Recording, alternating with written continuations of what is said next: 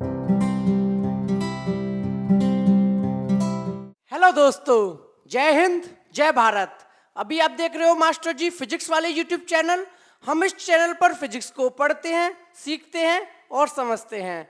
आज हम डिस्कस करने वाले हैं relation between electric current and drift velocity. मैं आपको बता दूं, जो ये टॉपिक है वो टॉपिक है क्लास 12th का चैप्टर 3 करंट इलेक्ट्रिसिटी से। ठीक है, सीक्वेंस में वीडियोज बन रही हैं हमारी। इससे पहले मैं ड्रिफ्ट वेलोसिटी के बारे में डिस्कस कर चुका हूं, आप प्लेलिस्ट में जाके सीक्वेंस में वीडियोज को देख सकते हैं। आज हम स्टार्ट करेंगे relation between the electric current and drift velocity. Drift velocity क्या था वो आप लोगों को आई होप पता होगा, नहीं पता तो थोड़ा आइडिया दे देता हूं।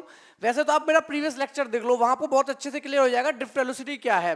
ड्रिफ्ट वेलोसिटी हमारी वो वेलोसिटी होती है, वो एवरेज वेलोसिटी होती है किसी भी इलेक्ट्रॉन की कंडक्टर के अंदर, जब वो कंडक्टर इलेक्ट्रिक फील्ड में रखा जाता है। कहने का मतलब ये है कि कोई एक कंडक्टर है, पहले कंडक्टर है, इस पर कोई भी सेल या बैटरी नहीं लगी हुई है। जब इस पर सेल या बैटरी लगेगी यानी इसको इलेक्ट्रिक फील्ड मिलेगा।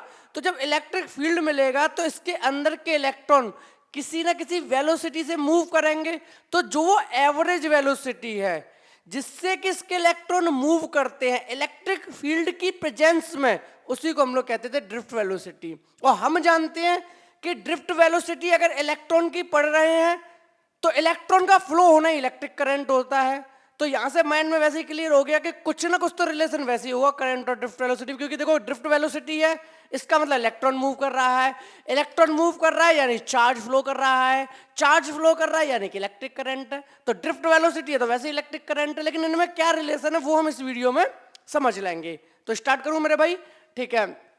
Suppose a potential difference V is applied across a conductor of length L and uniform cross section area A।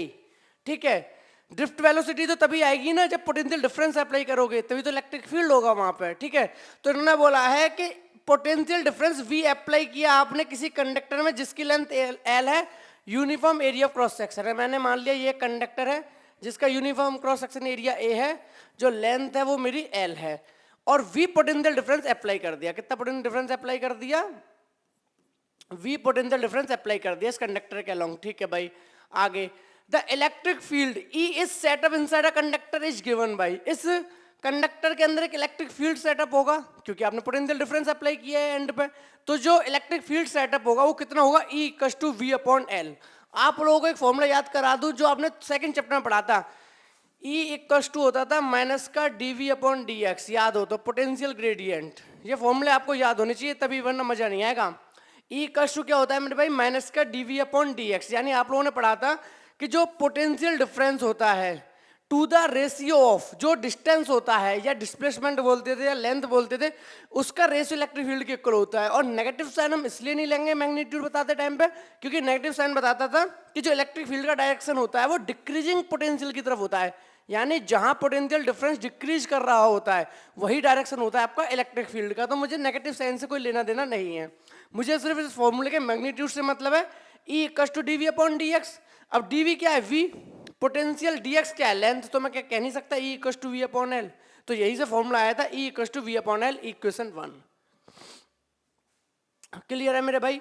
यानी आप लोगों को पता चल गया कि किसी भी कंडक्टर जिसकी लेंथ L है, जिसका एरिया क्रॉस सेक्शन A है, उसमें V पोटेंशियल डिफरेंस को अप्लाई किया तो उसके अंदर एक इलेक्ट्रिक फील्ड प्रोड्यूस हुआ जो कि E equals to V upon L के इक्वल है। V is the potential difference applied और L is the length of the conductor, और E तो इलेक्ट्रिक फील्ड है।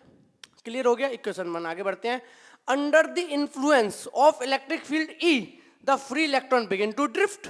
सही बात है कि जब इलेक्ट्रिक फील्ड अप्लाई हो गया किसी भी कंडक्टर पर तो उसके इलेक्ट्रॉन क्या करने लगेंगे? एक ड्रिफ्ट वेलोसिटी से मूव करने लगेंगे। तो वही बोल रहा है कि the free electron begin to drift in the opposite direction of E with an drift velocity Vd। यानी जो इलेक्ट्रिक फील्ड अप्लाई हुआ है उसके अपोजिट डायरेक्शन में इलेक्ट्रॉन क्या करना शुरू कर देंगे? ड्रिफ्ट करना शुरू कर देंगे, मूव करना शुरू कर देंगे with the velocity Vd। Vd denote for velocity या drift velocity of electron. Opposite of electric field क्यों करेंगे? वो तो आपको पता ही है कि इलेक्ट्रिक फील्ड किधर एक्ट करता है भाई? Positive to negative. इलेक्ट्रॉन क्या नेगेटिव, तो भैया इधर आएंगे इलेक्ट्रिक फील्ड के अपोजिट। अगर इलेक्ट्रिक फील्ड इधर है तो इलेक्ट्रॉन इधर आएंगे। यहां तक बिल्कुल बात क्लियर हो गई? आगे बढ़ूं? ठीक है। Let the number of electrons पर यूनिट वॉल्यूम और इलेक्ट्रॉन डेंसिटी अब इन्होंने कहा कि इलेक्ट्रिक फील्ड आपको पता चल गया, आपको पता चल गया कि ड्रिफ्ट वेलोसिटी कितनी है, यानी कि जो इलेक्ट्रॉन मूव कर रहे हैं under the influence of electric field वो कितना कर रहे हैं वीडी से। अब इन्होंने बात की इलेक्ट्रॉन डेंसिटी की, यानी पर यूनिट वॉल्यूम है भाई, इसका वॉल्यूम तो काफी ज्यादा है, पूरा वॉल्यूम ही है इसका। इसके किसी छोटे से पर यूनिट वॉल्यूम के अंदर, छोटे से वॉल्यूम के अंदर कितने नंबर ऑफ इलेक्ट्रॉन होंगे, जिसे ये बोल रहा है वॉल्यूम डेंसिटी। तो लेट द नंबर इलेक्ट्रॉन पर यूनिट वॉल्यूम या सिंपली इलेक्ट्रॉन डेंसिटी, दोनों का मीनिंग सेम है। या इलेक्ट्रॉन डेंसिटी बोल लो या नंबर इलेक्ट्रॉन पर यूनिट वॉल्यूम बोल लो। मान लिया एन इलेक्ट्रॉन है, कितने इलेक्ट्रॉन है, एन इलेक्ट्रॉन। अगर एक यूनिट वॉल्यूम में एन इलेक्ट्रॉन है तो पूरे कंडक्टर में कितने इलेक्ट्रॉन होंगे, एन मल्टीप्लाई बाई वॉल्यूम। अगर किसी को निकालने हैं, मान लो कि भाई इस पूरे के पूरे कंडक्टर का जो भी वॉल्यूम है इसमें कितने इलेक्ट्रॉन होंगे, तो कैसे निकालेंगे, एन पता है आपको, यानी इलेक्ट्रॉन पर यूनिट वॉल्यूम में इलेक्ट्रॉन पता है, टोटल वॉल्यूम में पता चल जाएंगे, जब जरूरत पड़ेगी तब निकालेंगे। ठीक है, charge on an electron is e, मान लिया एक इलेक्ट्रॉन पर चार्ज है ई, अब 2 इलेक्ट्रॉन होंगे तो 2e, 3 इलेक्ट्रॉन होंगे तो 3e, एन इलेक्ट्रॉन है पर यूनिट वॉल्यूम में, तो पर यूनिट वॉल्यूम में चार्ज कितना हो गया, एन ई, एन इंटू ई, क्योंकि एक इलेक्ट्रॉन पर चार्ज ई, 2 इलेक्ट्रॉन पर 2e, 3 इलेक्ट्रॉन पर 3e, 4 इलेक्ट्रॉन पर 4e, n इलेक्ट्रॉन पे ne, यानी यहां से मैं कह सकता हूं कि चार्ज जो होगा किसके अंदर, इलेक्ट्रॉन डेंसिटी या वॉल्यूम, इलेक्ट्रॉन पर यूनिट वॉल्यूम में जो चार्ज होगा वो ne होगा। अब देखेंगे जिसका क्या यूज आएगा आगे। Next, number of electron in length l of conductor. अब बात कर रहे हैं कि जो लेंथ l है कंडक्टर की, इसमें कितने नंबर ऑफ इलेक्ट्रॉन होंगे, जो ये मैंने माना था ना, इसमें टोटल कितने नंबर ऑफ इलेक्ट्रॉन होंगे, टोटल तो कितने नंबर ऑफ इलेक्ट्रॉन होंगे, n into volume of the conductor. Obviously अगर पर यूनिट वॉल्यूम के अंदर या कह लो इलेक्ट्रॉन डेंसिटी जो है आपकी वो n है, यानी यूनिट वॉल्यूम में n है, तो टोटल नंबर ऑफ इलेक्ट्रॉन कितने होंगे भैया, टोटल वॉल्यूम। टोटल वॉल्यूम कितना हो जाएगा, a इंटू एल। एल कैसे, वॉल्यूम का फॉर्मूला क्या होता है, L into breadth into height, हम सब जानते हैं वॉल्यूम इक्वल टू क्या होता है, L into breadth into height, और लेंथ इंटू ब्रेथ को क्या बोल सकते हो, एरिया, तो एरिया इंटू हाइट। तो एक फॉर्मूला बन गया कि नहीं बन गया, वॉल्यूम का एरिया इंटू हाइट। अब एरिया की बात ए लिख दिया, यानी जो भी इनका क्रॉस सेक्शन एरिया है, एरिया क्या है, क्रॉस सेक्शन एरिया। और रही बात हाइट की, तो हाइट क्या हो गई यहाँ पे, इसकी लेंथ, तो इसीलिए आ गया ए एल। तो ये आपका हो गया वॉल्यूम, क्या हो गया, volume of conductor, volume of conductor. बिल्कुल क्लियर है मेरे भाई। अब एक बात बताओ, आपको वॉल्यूम पता चल गया कंडक्टर का, और आपको ये भी पता है कि नंबर ऑफ इलेक्ट्रॉन पर यूनिट वॉल्यूम में कितने हैं, तो आप टोटल नंबर ऑफ इलेक्ट्रॉन बता सकते हो उस पूरे के पूरे कंडक्टर में कितने होंगे। ऑब्वियसली वॉल्यूम का मल्टीप्लाई कर दोगे एन से, यानी N A L, N A L is the total number of electron present in the conductor having length L. Clear है, यानी कंडक्टर जिसकी लेंथ एल है उसके अंदर नंबर ऑफ इलेक्ट्रॉनों कितने हैं, एन ए एल है। आगे बढ़ते हैं, total charge content in length L of the conductor is Q. अब मान लिया कि इस पूरे के पूरे कंडक्टर के अंदर जो टोटल चार्ज है क्यू है। अब टोटल चार्ज कैसे निकलेगा आप खुद बताओ। अगर तुम्हें पता है एक इलेक्ट्रॉन कितने चार्ज होगा, तो एक इलेक्ट्रॉन में कितना चार्ज था ई, 2 इलेक्ट्रॉन में 2e, 3 इलेक्ट्रॉन में 3e। अब कितने इलेक्ट्रॉन अभी भी पता किया, एन ए एल इलेक्ट्रॉन है पूरे के पूरे कंडक्टर के अंदर, जिसका कि वॉल्यूम ए एल है, उसके अंदर total number of electron n A L है। तो जब total number electron n A L है तो चार्ज कितना हो जाएगा, n A L multiply by e, कितना हो जाएगा, e multiply by n A L. तो वही तो किया, ई एन ए एल, और टोटल चार्ज यानी क्यू निकल आया, e N A L. Clear है, where is the charge on an electron and n is the number of electron per unit volume or electron density, where a is the area, l is the length of the conductor. Okay, ठीक है भाई। all the electron which enter the conductor at the right end will pass through the conductor at the left end in time t।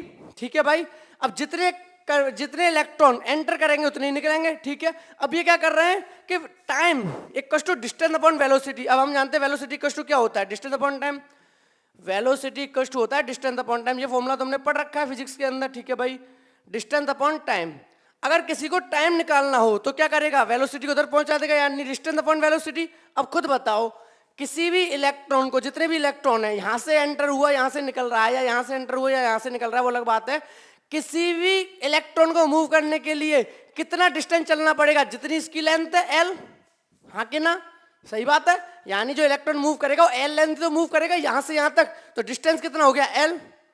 और अभी भी हमने बोला कि जो एक इलेक्ट्रॉन है, कोई भी एक इलेक्ट्रॉन है, उसका जो वेलोसिटी होगा in the presence of electric field वो कितना होगा, ड्रिफ्ट वेलोसिटी, क्योंकि वही तो एवरेज वेलोसिटी होती है इलेक्ट्रॉन की जब वो इलेक्ट्रिक फील्ड के अंदर या इलेक्ट्रिक फील्ड की प्रेजेंस में फ्लो करते हैं या फिर कह सकते हो मूव करते हैं, तो इसकी वेलोसिटी होगी वीडी। तो टाइम कितना हो जाएगा, L upon VD. Time equals to क्या हो जाएगा, L upon VD, drift velocity, यानी where L is the distance और VD is the velocity of an electron या average velocity of all electrons. बिल्कुल क्लियर है। टाइम पता चल गया तुम्हें भाई कितना टाइम लगेगा एक एंड से दूसरे एंड तक जाने में। अब ध्यान से समझना क्या करने वाले हैं, ठीक है, नोट करना नोट कर लो फिर आगे बढ़ूंगा। अब ध्यान से समझना, हम जानते हैं करंट कष्ट होता है आई कष्ट होता है क्यू अपॉन टी। आई कष्ट क्या होता है मेरे भाई, क्यू अपॉन टी। ये तो फॉर्मूला पढ़ा था, तो 10th में ही पढ़ा था कि चार्ज पर unit time is known as the electric current, यानी कि या फिर ऐसे बोलते थे the rate of flow of charge is called electric current. तो आई कष्ट क्यू अपॉन टी होता है।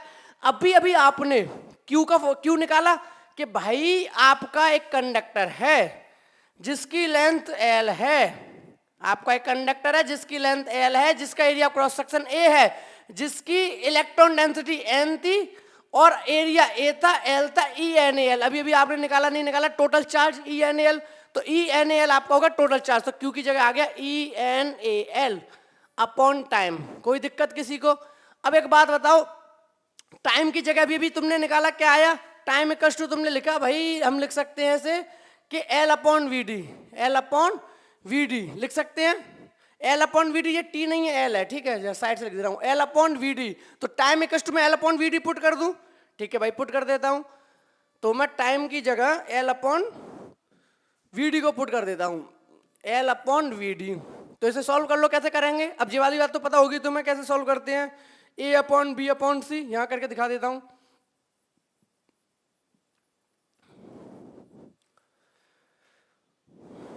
अब देखो क्या करेंगे, E N A L as it is लिखा रहा है multiply by V D upon L, ये ऐसे बन जाता है A upon B upon C ओ।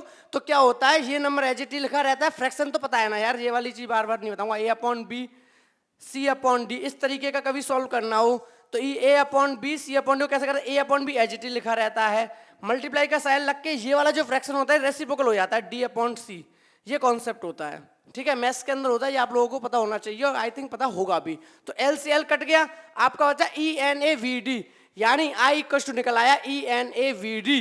और हमसे यही पूछा गया था कि what is the relation between drift velocity and current. तो दिख गया, इलेक्ट्रिक करंट और ड्रिफ्ट वेलोसिटी क्या रिलेशन है कि इलेक्ट्रिक करंट इक्वल होता है e multiply by n multiply by A multiply V D, where e is the charge on an electron, n is the electron density volume density जो कि number of electron पर unit volume में थे, A area of the conductor, V D is the velocity, velocity या कह लो drift velocity. यानी यहाँ साफ साफ दिख रहा है कि जो करंट है वो लेंथ पे यहाँ डिपेंड ही नहीं कर रहा, क्योंकि लेंथ आई ही नहीं, जो कंडक्टर की लेंथ आई ही नहीं कि कंडक्टर कितना लंबा था। यानी I equals to E N A video, हमसे रिलेशन पूछा था वही रिलेशन हो गया, या कह लो एक फॉर्मूला मिल गया तुम्हें कि इलेक्ट्रिक करंट इक्वल होता है E N A V D. इसको हम आगे न्यूमेरिकल्स में यूज करेंगे। क्लियर है मेरे भाई? आगे छोटी सी बात कर लेते हैं, this equation relate the current I with the drift velocity V D. वो तो दिखाई दे रहा है कि ये जो इक्वेशन है हमारी वो रिलेट कर रही है किसको, इलेक्ट्रिक करंट को ड्रिफ्ट वेलोसिटी के साथ, ठीक है। आगे छोटा सा और देख लेते हैं concept, the current density J is given by. अब हम सब जानते हैं करंट डेंसिटी क्या होती है, current per unit area I upon A, तो करंट डेंसिटी होती है आई अपॉन ए। तो क्या मैं जे कस्ट लिख सकता हूँ आई अपॉन ए? बिल्कुल लिख सकते हो, क्योंकि ये तो फॉर्मूला ही है भैया करंट उसका, करंट डेंसिटी का। तो जब तुम पुट करोगे फॉर्मूले में तो तुम्हें कुछ एक नया टर्म मिलेगा, देखो देखते हैं क्या मिलेगा। देखो जे कस्ट क्या लिखा तुमने, आई अपॉन ए, और आई की वैल्यू अभी भी निकाली E N A V D, ऊपर पुट कर दो तो J equals to E N A V D upon A. अब करंट डेंसिटी में एरिया से एरिया कट जाएगा तो बचेगा E N V D, J equals to E N V D in vector form, जिन्होंने J vector equals to E N V D. यानी कि जब करंट डेंसिटी की बात आई तो उसमें एरिया भी इंक्लूड नहीं है, तो सिर्फ जे इक्वल्स टू कितना आया, ई इलेक्ट्रॉन पे charge, N number of electron पर यूनिट वॉल्यूम, और ड्रिफ्ट वेलोसिटी, यानी कि ना लेंथ आई और ना एरिया क्रॉस सेक्शन आया। यानी इस वाले फॉर्मूले में तो भी करंट में तो भी आपका एरिया आया था, करंट डेंसिटी में तो आपका एरिया भी नहीं आया, क्योंकि आई अपॉन ए से कट गया ई एन वी डी। बिल्कुल क्लियर है मेरे भाई? आई होप आपको ये कॉन्सेप्ट समझ आ गया होगा। फिर भी अगर किसी भी तरह का कोई डाउट रह गया हो मन में, या कुछ क्वेश्चन पूछना हो, या कोई भी क्वेरी हो, तो आप लोग मुझे कमेंट सेक्शन में कमेंट करके बता सकते हैं। मिलते हैं फिर अपन नेक्स्ट वीडियो में अपने नए कॉन्सेप्ट के साथ। Thank you so much.